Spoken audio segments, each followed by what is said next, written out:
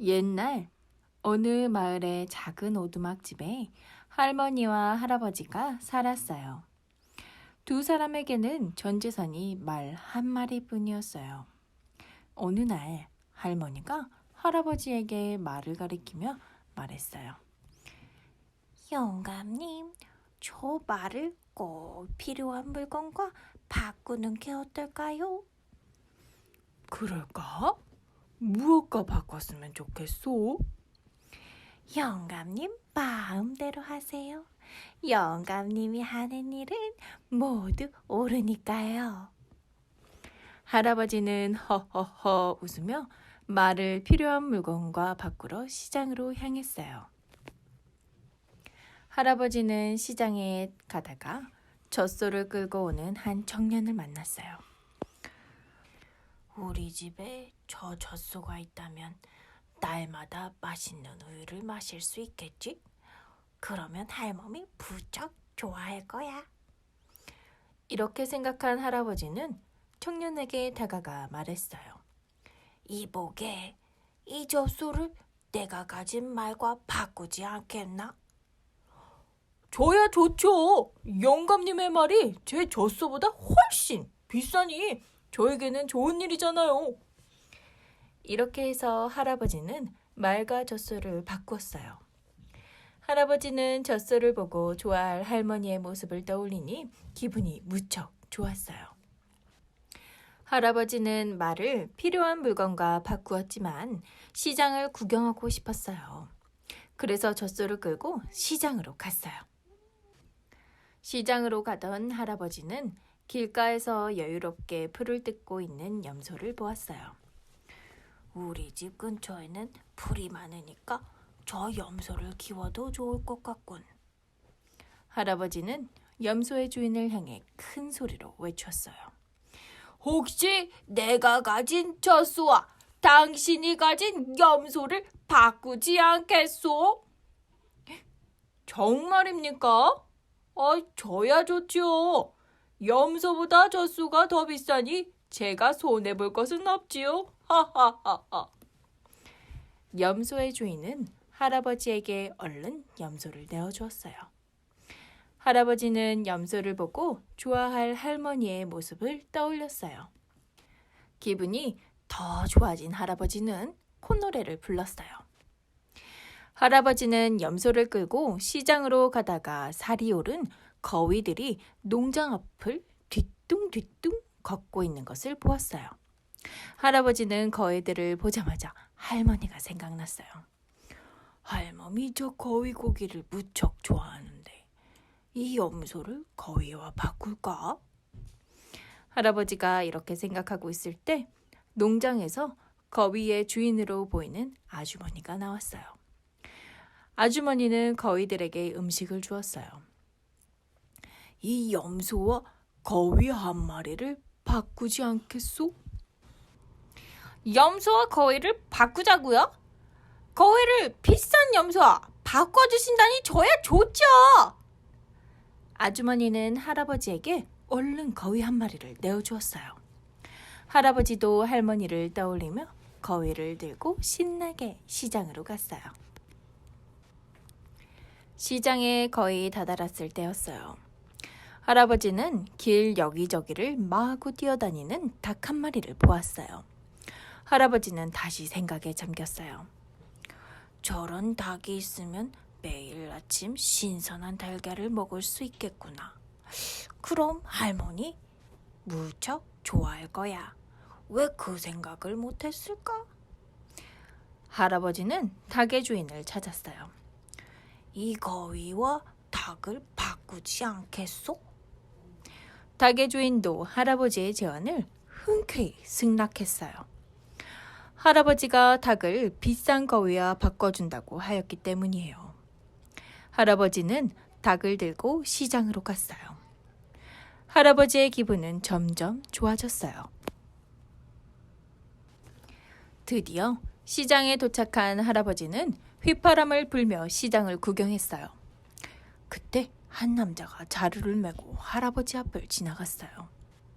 할아버지는 그 자루 안에 있는 물건이 무엇인지 궁금했어요.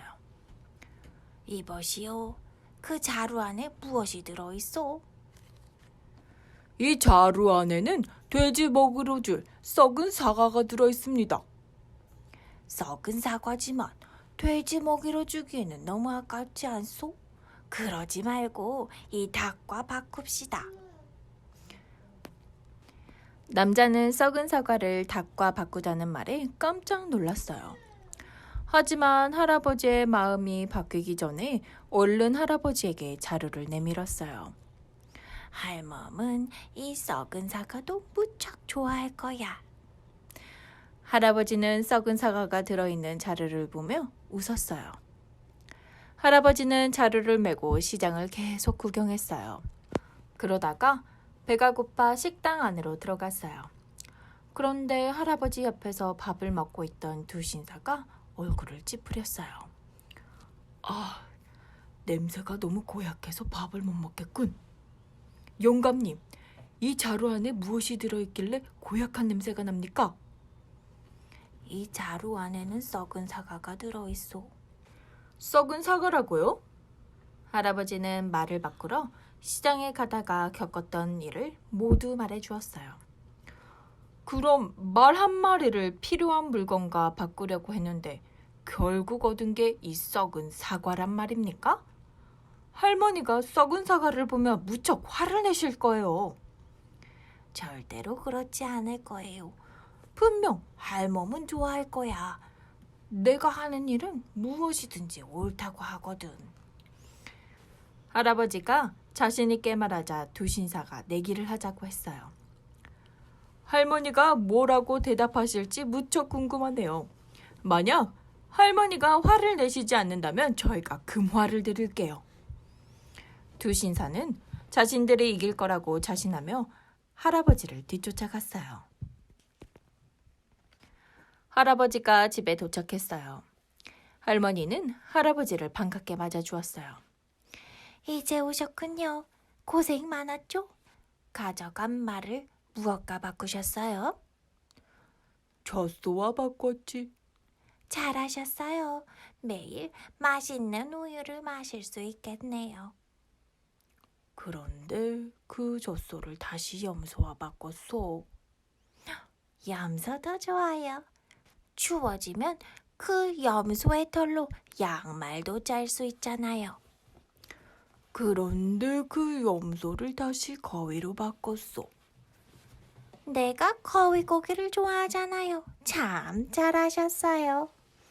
할머니가 박수를 치며 대답했어요. 그런데 그 거위를 다시 어떤 농장 앞에 있던 닭과 바꿨소.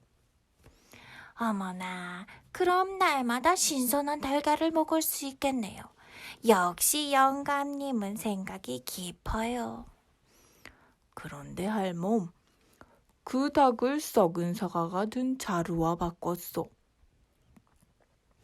두 신사는 할머니가 어떤 대답을 하실지 무척 궁금했어요. 분명히 할머니가 크게 화를 낼 거라고 생각했죠. 두 신사는 할머니의 얼굴을 뚫어지게 바라보았어요. 하지만 두 신사의 예상과는 달리 할머니는 할아버지의 두 손을 꼭 잡고 환하게 웃으며 말했어요.